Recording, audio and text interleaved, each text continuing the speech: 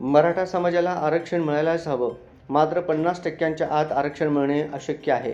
त्यामुळे केंद्र सरकारने पुढाकार घेऊन कायद्यात बदल केला पाहिजे।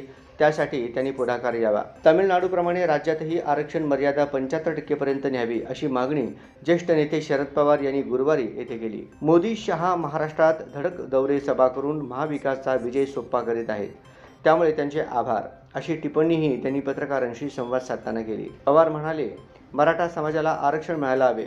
50% मर्यादेत आरक्षण देणे अशक्य आहे। मराठा समाजासह अन्य समाजाला आणखी जादा आरक्षणासाठी केंद्राने कायद्यात बदल करायला हवी। सध्याचे 50% आरक्षण 75% पर्यंत वाढवता येईल। तामिळनाडूमध्ये तर 78% आरक्षण आहे। पंतप्रधान नरेंद्र मोदी, गृहमंत्री अमित शहा यांच्यावरील दौऱ्यावर टीका करताना ते म्हणाले, विधानसभा निवडणुकीसाठी त्यांनी राज्यात वारंवार प्रचाराला यायला हवे। ते असे येत राहिले तर लोकसभा निवडणूक निकालाची पुनरावृत्ती होईल आणि राज्यात महाविकास आघाडीची सत्ता पुन्हा येईल। विधानसभा निवडणुकीसाठी केव्हाही आचारसंहिता लागू होईल। निवडणुकीच्या पार्श्वभूमीवर केंद्रीय गृहमंत्री अमित शहा यांचे दौरे वाढले आहेत। लोकसभा निवडणुकीत पंतप्रधान नरेंद्र मोदी यांच्या 18 ठिकाणी सभा झाल्या, त्यातील 14 ठिकाणी भाजपचा पराभव झाला। याच निकालाची विधानसभेसाठीही पुनरावृत्ती होईल। मोदी, शहा यांनी राज्यात सर्वाधिक सभा घ्याव्यात, त्याचा सर्वाधिक फायदा महाविकास आघाडीच्या विजयासाठी होईल। मात्र तातडीने जागा वाटपावर तोडगा निघाल्यास पुढील प्रचारास आणखी गती मिळेल। 7 ते 9 ऑक्टोबरला समन्वय समितीची बैठक होत आहे, असे त्यांनी सांगितले।